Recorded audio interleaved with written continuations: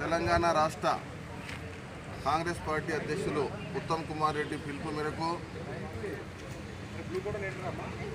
Inter board ముట్టడి కార్యక్రమంలో భాగంగా రాష్ట్ర ప్రభుత్వము ప్రజల గొంతులు నొక్కడానికి ఏవైతే ప్రయత్నాలు చేస్తున్నారో ఇది మంచి పద్ధతి కాదో, వాళ్ళు చేస్తున్న తప్పుడు పనులకు, వాళ్ళు చేస్తున్న వ్యతిరేక విధానాలకు ఈరోజు స్టూడెంట్స్, ఇంటర్మీడియట్ విద్యార్థులు దాదాపు 20 మంది వరకు ఆత్మహత్యలు చేసుకోవడం జరిగింది. ఈ ఆత్మహత్యలకు మంత్రిది సెకండ్ పాత్ర, ఫస్ట్ పాత్ర ముఖ్యమంత్రిది.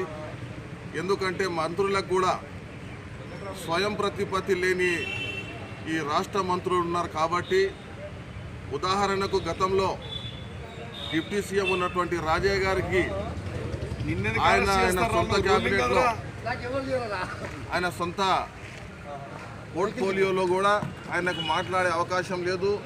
ఆయన సొంత నిర్ణయం తీసుకున్నందుకు ఆయనకు ఉప ముఖ్యమంత్రి పదవి నుంచి తొలగించడం జరిగింది.